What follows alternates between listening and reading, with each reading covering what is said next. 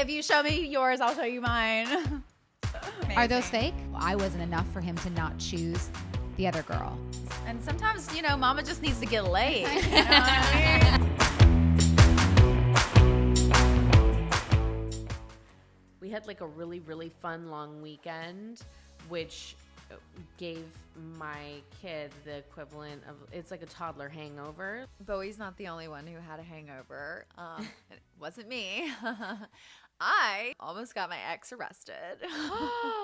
Stop it. Literally, Dom has not been to a restaurant since the Reagan administration. I had two of my girlfriends who were like divorced and like, you know, like looking for love after, you know, and they're like, we need like real man energy to like just like kind of slap us around and kind of like just tell us what we're doing wrong and what we need to do right and whatever. He's like, well, I don't want to like leave the house. No, I hate people. Like, I don't want to go to one of those pretentious hoity-toity. We took him to a pretentious hoity-toity restaurant, and we were there at 1:30 p.m. We were there until 5:30, and then I realized I had a massage scheduled. So I leave, and I'm like, I'll come back and get you guys or whatever, because I had a few kombucha, like super. This is the most LA conversation, by the way. For real. My friend comes flying in. Trace is like, get your ass off that table. You need to go get your ex. The cops are going to be called. Like, they're kicking them out of the restaurant. Like, it's a whole thing. The dinner crowd was coming in and the restaurant was overbooked. And that's what they should have said. And it wasn't being communicated clearly enough for how many tequilas might have been drank at that point. I feel like when I went to brunch with my ex the other day is like not necessarily a sentence that most people say on a regular basis, but you have a really unique relationship with I do. your I ex. do. You guys have been on and off for longer than Josh and I have been together, I think, for like a decade, right? A decade. Yeah, we met 10 years ago last month, actually. Wow. You guys are like soul people. You have a really, really deep connection, and you're always there for each other in times of, I think, crisis. Times of crisis when you need Unless each other I'm getting a most. massage, and then, you know. Then, you know. I don't know. Priorities. We're It not may or may together not right show now. up for you. Yeah. So, you know me. I'm a Scorpio. Like, if I'm loyal Yes. as hell. As hell. Until, and then Right I will up until hold you a fuck grudge. with me. Yeah, I will hold a grudge until my dying day. How do you get past what you went through to get to this place now?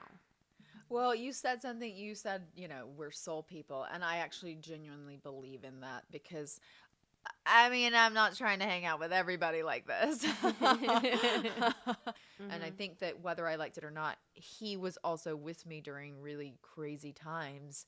And then I was with him through cancer and nervous breakdown. I was dying on Prison Break set. Like, I think that, again, there's something more than just this is a person I dated for 10 years. People who decide to break up, who don't have kids, especially if they're not married legally, there's no paperwork to go through. It would be so much easier to just wash your hands of the situation and move on and not mend, you know, whatever. But I think it's a beautiful thing that you've chosen to move forward with, like, no bad blood in the world and actually a true appreciation for who that human is apart from them being your boyfriend. My parents divorced when I was really young.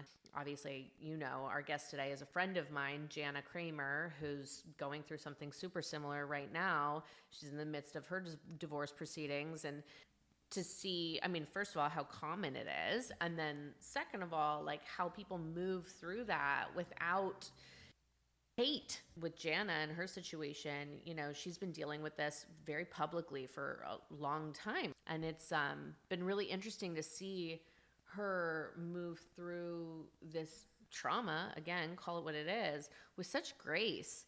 This theme is one of the worst, most horrible things for a human to experience, rejection. What does that look like and how do you navigate that? It's based on you and your choices. As a mom, especially to young kids, I just have so much empathy for the fact that, you know, you're going through this trauma and like the potty training doesn't take a break. Right. You know what I mean? Like responsibilities when you've got kids outside your bedroom door, they don't give you a minute to catch your breath or give you a day to lie in bed and cry or do what you need to do. Moms just pull up their bootstraps and they just get it done and compartmentalize as and when needed. You're like, so I'm that just they can trying to get through the 30 day. minutes to record a podcast. Like, That's hard enough.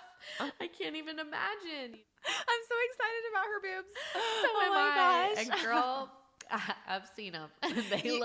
They look good. Oh my God, that's They look amazing. good. And in a way, because when it first was all going down, like she had just had the surgery, and I was like, damn, she's recovering from this major surgery. Like, God, could life get any? And then I was like, but She's got a killer little revenge vibe going on now, man. I'm like, power to her. She does look amazing. So we will definitely be asking about the boobs because, I've always had in the back of my mind that I might want to do it one day. So I need to ask all of the questions. We need to ask all the questions. Yes. Oh my God, it's Jana Kramer, and I knew her as a blended back in the day on 90210. Can we just talk about how silly that was? Like, I was like one of the like coffee bean girls, like the ice blended. It's like, oh my Lord. So for anyone who doesn't know, because I feel like they probably wouldn't make that connection, Jana did have a role on season 1 of 90210. Because I auditioned to be Lori's like assistant. Okay. And then they gave me like the blended part. So I was like, whatever, it's fine. Whatever. But is that the last? Listen, you got to work with me, and I was the beloved character, obviously. You were. Clearly. And fan favorite. and you were awesome. I'm and a so legend fun. in my own mind. You came to my dirty Santa Christmas party. I Do you did. And then remember? I feel like that was the last time I saw you. What happened at the party? Did something go wrong for what us happened not at the party, Annalynne? Because I was never invited to those You parties. weren't invited because I hated you. Wait, did you guys actually hate each other? Yes. For real? Like a lot. For 5 fucking years. The environment that was going on, especially behind the scenes, it was so toxic. Like just Hollywood and the cattiness and the competitive nature of like, oh my God, we're Insta famous.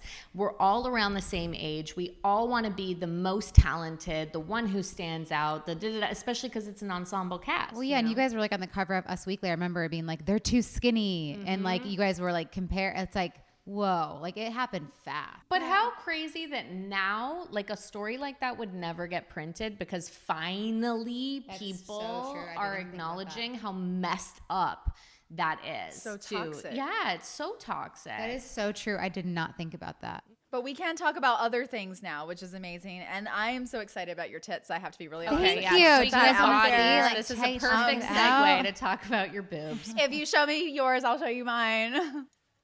Are those fake? No. These are real. Those are real. It's funny because when people have fake boobs, they're like, you want to see them? And I'm like, before I had my boobs, I was like, are you sure? Like, okay. And then now I'm like, you want to see my boobs? Like, you want to see them? Aren't they so cool? Yeah. I am so curious about all of this, and I've already picked your brain a little bit, but I want you to share here because I have aspired to have fake boobs since I was a teenager. I think like a An LA girl. And then as I got older, I was like, okay, I'm just like, I'm rocking the small boobs. I'm good. Yeah. But then after having kids, I was like, no, I'm not good anymore. Small deflated boobs are like a whole nother level. And it's not a good time. So I said, after I'm done breastfeeding my next kid, it's going to happen. But I'm fucking terrified. I was never in pain, honestly, truly. I mean, I stopped taking the pain medicine the second day. But what I didn't like was the heavy feeling on my chest. Like it's very tight. Like it's like like when your boobs are filled with milk. Yeah. It's that feeling. But like, and it lasts Listen, maybe you 10 can days. leave me out of this I'm conversation sorry. for I'm a sorry. long time, but like I have a cat, like I really can't contribute. She's like, my tits are going to look great forever. Well, because you've got like small perky boobs, Do you want kids? And I have no children, so I want to be close with your children and Shenae's children and my nephew and all children of the world and probably never have one of my own. That's okay. And that's totally fine. I think like there's so many women, like I know I have one friend. She didn't even want to be a mom. So she's not even happy being a mom. So it's like, well, then why did you have a baby? She's like, well, I felt like I had to. I would can my life and be mom of the century for my kids because I love children and I've spent 13 years working with kids. So I you're don't like want to the resent queen my aunt. children. Yeah. Yes, I'm the queen aunt and I can drink wine. And that's fun. I was just in Miami this past weekend and I was like, oh, do you guys have kids? And they're like, no. And then I instantly was like, oh, Jana, like, why do you have to ask? Like, you know, I was just trying to have like conversation and relate to someone. And, but then the second she said no, I'm like, well, what if she had a miscarriage and she could never have kids? And so I start going that. I'm like, why? Like, where it just like, I start like. You're a bleeding heart. I know. I'm just like, I feel bad. I'm like, well, maybe they just didn't want kids and that's okay too. Like I have this like inner dialogue with myself, but it's like, I feel bad that like, what if I like rubbed, like, what if they wanted to and they couldn't? You are going through a divorce. It's happening. A crazy reality. And I feel like it's all happened so fast. Every day is different. Like today, I even had a hard day, you know, just this is the first night that my kids aren't going to sleep at the house. And, you know, it's just a reality I didn't want. It's not the reality that I fought for. It's not fair. Like I get really like angry about it. But you know, I could only lay in bed for so long. I mean, I think it was like a solid like 2 weeks of just like covers literally pulled over me because it's like I didn't know how to like put something away, like, you know, because it's like like the glass was so heavy to lift up, like everything was just like so hard to do. Once you kind of start to go through it and be like, okay, like this actually is a good thing for me, even though it hurts and it's painful, it's good for me, it's good for the kids. But yeah, it's still super hard. It's still like I'm gonna have to deal with him for the rest of my life. And I wish that I didn't have, like, I wish it was just like, we could just be like, all right, peace out. Like, great knowing ya, you do you. But it's like now that we have kids that essentially bind us together and there's still so much like hate and hurt between us that it's like, you know, I'm trying my best to like lead with love. And when he doesn't do it, I'm like, well, wait a minute. Like, you don't get to be mean to me. But you're having this conversation 2 months out. Like you're having this conversation 2 months. That is it. To me, that's such an inspiration for what's possible with these kinds of situations. I shut people out of my life and I'm like, I don't want to talk and I just want to kind of deal with it myself. But now I'm like inviting the like space and like having that people around because I know that is what I need. And I need to be reminded that I did do the right thing. Even though it was hard, I did do the right thing. You're a fucking badass. Yeah, like you're a literal warrior. I commend you so much because my head instantly goes to like, the breakup is hard. The hurt is hard. The deception is hard. All of that is so hard. But then you throw in the two little people outside the bedroom door that need you to get up and make breakfast or deal with their tantrum or take them to the potty or whatever. It's like that doesn't stop. Well, and that was like the most unfair thing for me. And like where I did get angry with him because I was just like, you basically blew our house up. You blew me up. And then you leave and then you expect me to like mom. And someone was saying to me too, they're like, well, take your time with dating. And I was like, I agree with that. Like, I'm going to take my time. I'm not going to rush. I also know I have been so unhappy for so many years that if someone comes into my life, I'm going to welcome a beautiful person in my life. Yes. So, and sometimes, you know, mama just needs to get laid. You know what I mean? Like sometimes mama just needs a little something for mama. You know I mean, we don't need the next Mr. Forever to show up tomorrow. Just Mr. Right now. Annalynne, you've been in this situation before as well. I've never been in that situation, but you have in a previous relationship. And, you know, I imagine, and I'm not the most confident person just on my best of days anyway, but like I imagine dealing with a breakup that revolves around that infidelity. Yeah. To me, naturally, you would question, you know, what is wrong with me? Like, sure, could we have been like, you know, maybe a little sweeter or that like in moments like, yeah, like we're not perfect. We're not perfect girlfriends. We're not perfect wives. You know, I'm sure there's times when you like, are like, oh, sorry, Josh. Like I should have been a little like softer. Very rarely. Right. Very rarely. Yes, of course. But just don't get him on the podcast. Yeah. But there's no reason that they should go outside of the marriage because, you know, they should be able to communicate healthy in a healthy way. And that's not our fault. That's not our problem. Even though I take that on though. Like I always say like, oh, it's my fault. I wasn't good enough. And it's like, that's a hard pill just because same, like, you know, when my dad cheated on my mom, it was kind of the same thing. I was like, oh, I wasn't enough for him to not choose the other girl. Circling back around to my boobs, I almost got a boob job after everything because I was like, that's what he wants. And I was going to get like way bigger boobs than I even want. Cause I don't even like big boobs. Like I just wanted like, you know, small, but I'm like, okay, but if I get bigger boobs, then like he won't want the like real big boobed girl. Like he'll just want me. Right. And I'm so glad my therapist told me, she's like, do not get a boob job. Like, do not do it. She's like, it has to be for you. And I was like, oh, it totally is. Like, I totally want D's. Yeah. Like, like never. To your point, it's not about you. And I said this to you as well. It's like, it's not, it's their problem. It's a them issue. And so no amount of whatever, plastic surgery, big tits, this, that, you know, having a kid, giving them this or whatever, like, it's not going to change what's inevitably going to happen. It's incredible to see, like, the way that you carry yourself is different. And I know you feel it and you've talked about it.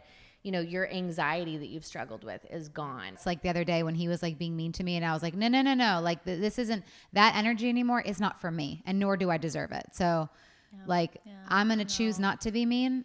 So I'm going to walk away. But like that, whatever you're doing, like is not mine to hold anymore. Compassion is not for weak people. Transparency is not for weak people.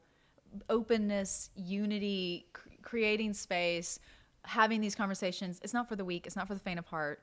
You're very strong. Thank you, baby. I appreciate you. Thank you for your words. A lot of press has come out consistently throughout these past couple of months with like the details of your divorce and the details of everything that's going on. Like, what the fuck has that been like? I was just on my Instagram and I follow Us Weekly and I, was scrolling and I saw a picture of me and Mike and it was like divorce details and it was like, the settlement amount and like the kids. And that's where I was like, come on, man.